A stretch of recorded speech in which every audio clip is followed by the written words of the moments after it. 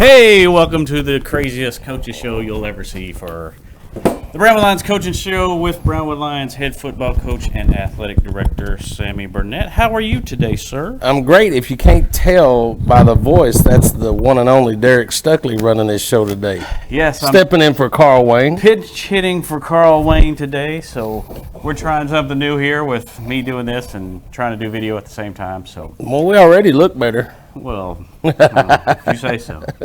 So, how are you, Coach? How was your weekend? I'm great. Had a great weekend. Got to hang out with some guys, Brownwood guys that I grew up with and played ball with and went through athletics with. I created a bond that's inseparable and had an opportunity to do a little fishing and we cooked some food and had some fellowship for a couple of days. It was a really good time relaxing. Got home early yesterday and did some things at home, so it was a good day and a half to spend with some guys. Did you bring us any leftovers? I do have some leftovers, All and right. I'll bring you some. I do. I had some pork tenderloin, but I also had some ribs left over that I wanted to cook that I was going to bring to you. So if I can get that done Tuesday night, I'll bring you some ribs Wednesday. Well, that's the big news today. That's the news of the day? Yeah. That sounds good. So, of course, we're in the middle of July. Not a whole lot going on. Just kind of talk about summer conditioning and what all y'all got happening right now. Okay, our girls are not here this week. They did their strength and conditioning last week. The girls, lady coaches are gone to coaching school, Texas Girls Coach Association. They're going to go through their clinics and look at the newest product and make sure they have everything they need for their programs and also see if they can learn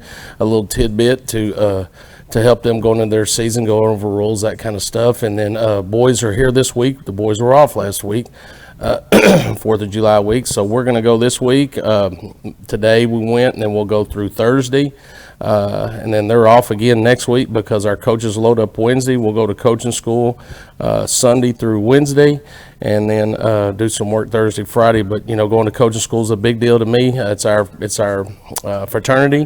One of the Brownwood's own, Glenn West, is assistant executive director, Texas High School Coach Association, and big influence of mine, and just really feel good about that organization and what they do for coaches, not as maybe older coaches like me that have been in it a long time, but for younger coaches to find themselves and to develop into good coaches. I think it's not a better place to be than at the Texas High School Coach Association clinic. It's in San Angelo. It starts on Sunday morning, finishes on late Tuesday night, so we usually stay the night and then load up and leave the next day. But all kinds of certifications that you can get as a coach. Texas is different. They certify you in your sport. So I'll be certified in football. A track coach will be certified in track, going through the steps that they need to do to gain that certification. Basketball coaches go through their certification. So it gives us a little more credibility than, say, other states, because we feel that coaches in Texas are extremely important for the school districts, and the more the certifications and education you get in your profession, the better off you're going to be. So there's already a lot of things that we have to do, but that's one of them. We also do our tackling certification, which is every 2 years. You have to be ADVIS tackling certified, and that's about a 2-hour course that comes into a pretty strenuous test that Coach Fournette always struggles with. So we'll be doing that as well. But going to clinics, a lot of college coaches there. I don't listen to as many college coaches just because I don't get as much from their programs are different than ours. I try to visit with those guys that I have something in common with at the level that we play, to try to find something that they're doing to make their practices more efficient, make their off season more efficient. Anything that you can do to help your program get a little bit better, you're always looking for. And I tell you what I enjoy probably more than anything is just sitting down with a group of coaches at a table and talking football and pulling out a pad and a piece of paper and just butting heads together to see what you can do to help them. A lot of times people ask you questions. What do you do in this situation? How do y'all do this? What is this scheme when you're doing this? And we share. Coaches share everything they have. I'll share with anybody that I play. You know what? Because they're going to get film. They're going to see it. If they're smart enough, they'll figure it out. But some of the intricacies you probably keep to yourself. But, I have a lot of coaches that have work for me that are blessed to be head coaches now. So usually I meet with them and we talk football. And I probably enjoy that part of it more than anything, just sitting down for half the day and you're just sitting there talking football with a group of guys that you're real good friends with. You have a whole lot in common. So we do that, and then in the evening we go out to eat usually, and it's one more opportunity just to sort of relax and enjoy each other's company and what we're about and what we do before we head off into that next week when we start practicing. It gets really busy for a long time. So for us, it's a lot of work coaching school, but we also have some time to relax and enjoy ourselves and get to know each other, our new coaches, meshing with other coaches on our staff. So we'll do that starting this Sunday, and then goes through Wednesday, and then we'll pick up one more week with the boys that last week in July. And still work on strength conditioning, and August the 1st we'll be ready to go. All right.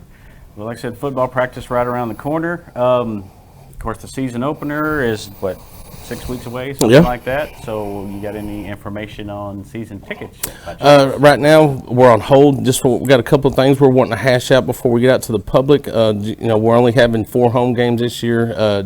Didn't work out for us. It's sort of the same way when I first got here, but I just couldn't get anybody to commit to come here. So I wanted to make sure I solidified the 4 home games.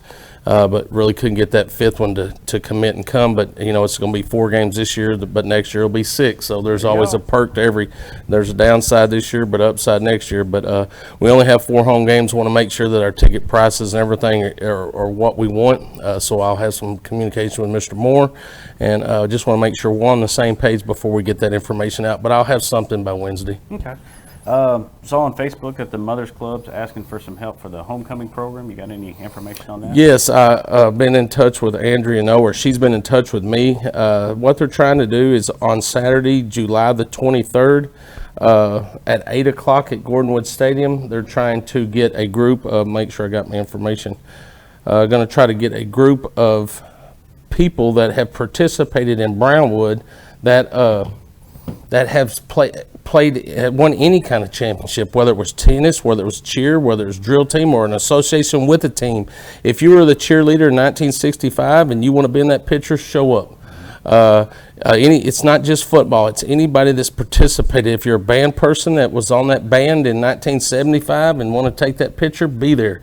They're trying to get the program ready. Andrew's in charge of all the covers for the programs for the home games, and the homecoming game we're trying to make real special, and she's trying to get that done. But again, that's going to be Saturday, July the 23rd at 8 p.m. at Gordonwood Stadium. It's just a big picture of anybody that was associated with those state championship games. We would love to have you there, love you to be a part. We're not going to turn anybody away, but just an opportunity to get to, reflect back and celebrate some of the successes that we've had at Brownwood High School over the years, and would love anybody to be a part of that. If you want to be a part of that, you need to contact Andrea. No, you can show up. Believe me, we'll take you. But if you have more information, if you need more information, you can contact Andrea No, and her number is 817-239-9344. Again, 817-234-93. No, I said that wrong. Sorry. Let me back up again. 817-239-9344. And she'll definitely get you all the information you need for that. Looks about like my handwriting. Yeah, sloppy. Horrible. Yeah, good stuff. So anything else we got going on? Well, we got season tickets taken care of. We got a cover letter taken care of. I will have, for those parents that are involved in, and I'll say this for football, 9th through seniors, I'll have schedules up. I know that some people have been asking about that. I'll have some schedules up. Hang on, let me write this down. Sorry, I'm trying to multitask. You're not the only one. I'll have some schedules up for them to be able to look at. I'm just wanting to communicate with some coaches at this time, our staff, make sure we're on the same page in how we want to do it. But I'm looking at maybe changing some practice times because of the heat. Definitely, we always usually start, for a long time we started at 4:30. Want to get the kids acclimated to the time that they'll be there during the day at school, and then also about the time that they're going to play their games. So I always try to do that, but it's so hot right now. I don't know, that may not be smarter for us to move our schedule around a little bit. So I'm going to look at that this week as well, and I'll definitely have something out for them, maybe Wednesday or Monday of next week. And you'll hear no complaints from me if you want to go when it's cooler. Me either. I'm getting older, and boy, standing out there in 108, I feel sorry for those kids. I'm getting old, and I mean, I'm sitting there, I'm hot and I'm sweating, and I'm like, anytime you need water, you go get it. Do not worry about that. If you feel like you're getting a little sick, you stand to the side. We're going to take care of our kids. But, also reflect back, and it's funny, we had Kay Parrish in last week, who used to be Kay West, and Kenneth West, her father, and he coached for Coach Wood, and I played for Coach Wood, and she told the story about never getting any water. That is the truth. Yeah. We didn't get water. I remember every once in a while they would run around and they'd put these ice towels, which is just a towel stuck in ice. And now imagine this, they've run to about 20 people and they're rubbing their head down with that ice towel, and when it gets to you, you're so thirsty, you just take that towel and just start sucking on it. You don't care, just slurping that ice. And they're like, don't suck on the ice towel. That was always that. We're like, we don't care. So I don't know who I sucked on that. Yeah, I'm telling you, it was wet. And then they got a little soft, I guess, and put us a water station in, and they stuck a PVC pipe on the fence by the track. They plugged a water hose into it, turn it on. Well, you got 5 minutes of water break.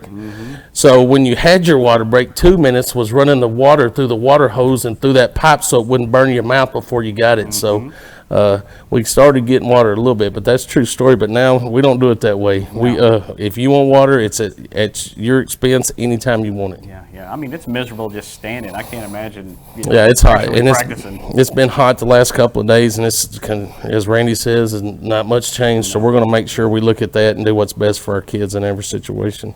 All right. Well, being it's Monday, and this is completely out of my realm, but do you want to give your NASCAR report, sir? Yeah, I can, because Star's not here today. It's just you and I, so I'll get that. But Chase Elliott wins at Atlanta.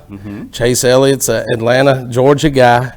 The only father-son duo to ever win races at Atlanta Motor Speedway. And they also joined the Earnhardts as the first father-son pair to win races together. So that was pretty cool, but he dominated. It was a good race. It's sort of like Talladega and Daytona. It's not a super speedway because it's only 1.5 miles, but it runs like a super speedway. So there was a lot of drafting and stuff like that. Of course, my guy, they'd be happy because my guy, someone turned in front of him and hit the wall, and he had nowhere to go, so he team-boned him, so he was out pretty much the whole day. So they probably relished in those moments, but I didn't. So, but it was a good race, and congratulations to Chase Elliott. All right. Anything else you want to mention, Coach? I don't know. Did we cover everything? As far as I know. Well, then let's make sure we thank those that make the show possible. Auto Glass Magic, Bruner Auto Group, Syntex Bonding and Paint, Syntex Equipment Sales, Citizens National Banks, Dan Hill Containers, Dr. Bon Young, Dr. Pepper Bonding Company, Edward Jones Investments, Hendrick Medical, Howard Enterprises, Humphrey Peets, Landmark Life, Painter Johnson Associates, Smith & Sharp Agencies, Sonic Drive-In, Stanley Chrysler, Texas Bank, Weldon Wilson Electric, Western Bank, and Willie's Teas. Worked out pretty well. Worked out pretty good, sorry. All right, well, unless you've got anything else, I think that'll wrap up today's show. I think we did pretty good. Yeah, considering, we're doing this on the fly. We are doing it on the fly, but I enjoy that sometimes. Wednesday, we'll have Coach Ryan Jackson in, so make sure Wednesday at 5:30 you tune in. You get to introduce you to our new track coach, boys side track coach. Also is coaching our receivers. I'm excited to have him. He's a veteran coach that's been around and done some great things, so we're happy to have him on staff, but give you an opportunity to look at his face and listen to his voice and get a little bit of background from him. So look forward to you tuning in on Wednesday. All right. Well, that'll wrap up our Brownwood Lions Coaches Show. Check us out again on Wednesday, and you can find the show online at KOXE.com or the KOXE Facebook pages. Have a great day, Brownwood. Good job. Run over here. Go turn it off. Turn it off.